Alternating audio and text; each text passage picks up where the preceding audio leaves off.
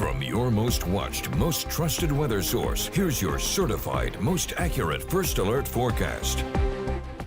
Over the next several days, we're going to have an unsettled pattern certainly setting up across eastern North Carolina. You'll have your typical showers and thunderstorms for your Monday, but then we'll slowly start to increase rain showers and thunderstorms certainly as we head into Tuesday, and then that's when we start looking towards possible impacts regarding Tropical Storm Debbie. Now, right now, our first alert live radar showing showers and thunderstorms all across the east as a result of a stationary boundary here across parts of the viewing area. We had some locally heavy downpours at one point in New Bern, triggering a flash flood warning that was allowed to expire. But just to show you the extent of how far this moisture goes up, all the way from Florida to basically New England as well. And we're also tracking Tropical Storm Debbie, which is still sitting at 65 miles an hour. A lot of the thunderstorms are on the eastern side of this system. There was a little bit of drier air intrusion earlier, but I have to say the center of circulation becoming well defined is looking more almost like a very strong tropical storm here. You certainly see the center of circulation right about here, just due west of Tampa.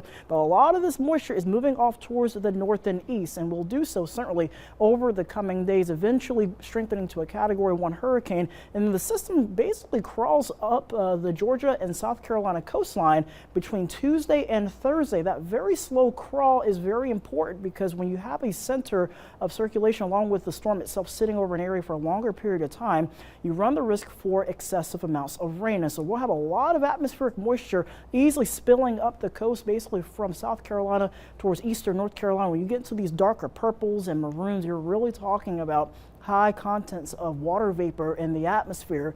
And as a precaution, the Storm Prediction Center along with the Weather Prediction Center put out an excessive rainfall look for marginal risk for today.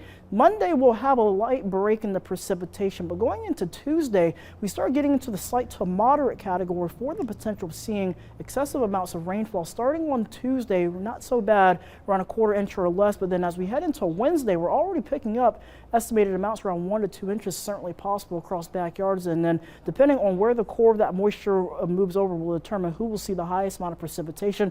Our latest in-house model is showing 5 to 7 inches with isolated spots even picking up as much as 7, maybe even 8 inches of precipitation. Rain chances certainly looking to be scattered to widespread over the coming days. And here's another thing to consider.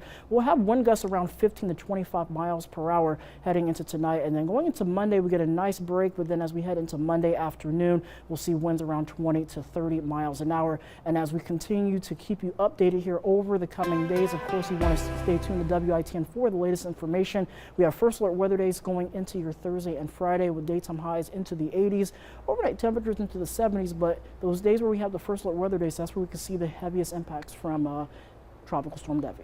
Yeah, and I know for any viewers out there who have more questions about Tropical Storm Debbie and its impacts, I know you and Zach have something special planned at 7 o'clock on WITN now? That's right. Okay. All right. Thanks, Russell.